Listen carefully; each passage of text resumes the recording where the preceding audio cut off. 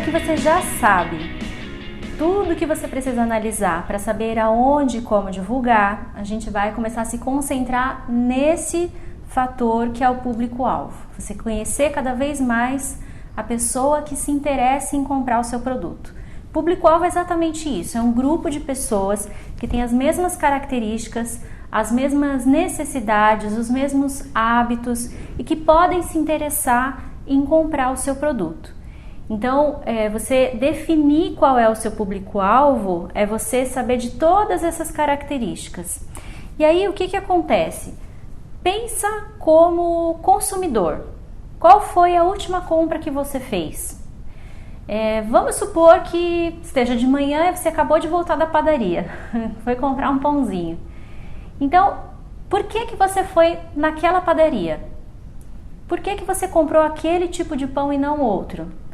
Quando você comprou o pão, você comprou mais algum outro produto? Você já sabia que você ia comprar esse produto ou você decidiu na hora?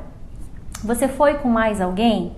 Ou você foi por causa de outra pessoa ou por causa de uma situação específica? Porque assim, todo mundo compra pão na padaria, mas por que você vai numa padaria e não em outra? Ah, porque é mais perto de casa. Então não, eu vou naquela que é mais longe porque o pãozinho é mais gostoso. Ou então, eu compro aquele pão, mas geralmente eu compro um doce também, ou compro frios, né?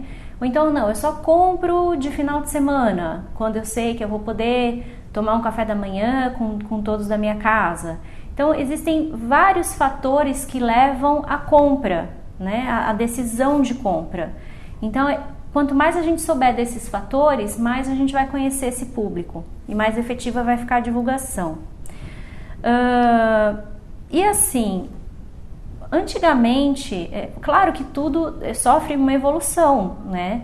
Então, quando tudo isso começou, as empresas eram muito distantes desse público. E hoje em dia, principalmente com a internet, com as redes sociais, as empresas estão tendo que ficar cada vez mais próximas das pessoas, né, para poder atingir essas pessoas. E a gente já tem uma grande vantagem nisso. A gente que trabalha em casa, que trabalha com produtos artesanais, porque a gente tem muito mais possibilidade de conhecer esse cliente a fundo, de conversar com ele, de ter um contato maior com ele. Então, a primeira coisa que a gente pode falar sobre os clientes que buscam por produtos artesanais é que esse cliente busca alma, né? Um produto artesanal é feito por uma pessoa específica que tem uma atenção, que tem um processo de criatividade próprio, né? Diferente de um processo industrializado. E o que ele vai buscar? Ele vai buscar se identificar com o seu produto. Eu fiz um post, um artigo para o blog do Elo 7, muito bom, falando sobre isso, e eu falo exatamente isso, que a palavra identificar vem, a etimologia dela, né? Essa palavra significa fazer igual, identificar. E quando você tem identidade no seu produto, o cliente vai ver que aquele produto é igual a ele, né? É idem, é igual a ele cria aquela empatia instantânea.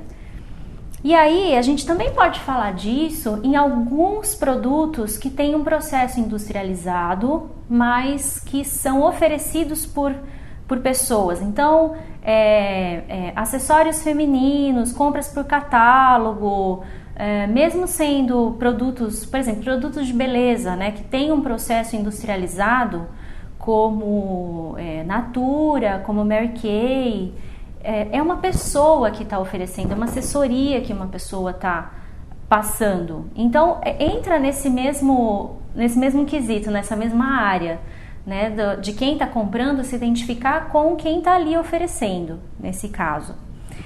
E aí, a gente precisa perceber que, quando a gente fala de artesanato, como eu já falei em outros cursos, a gente fala de expressão. Então, como que a gente vai definir o nosso público-alvo de imediato? A gente vai definir por nós mesmos, né, por critérios pessoais e também por estudos de mercado, por análises de mercado. Então, na próxima aula a gente vai falar sobre como você vai fazer para definir o seu público-alvo a partir dos seus critérios pessoais, tá bom?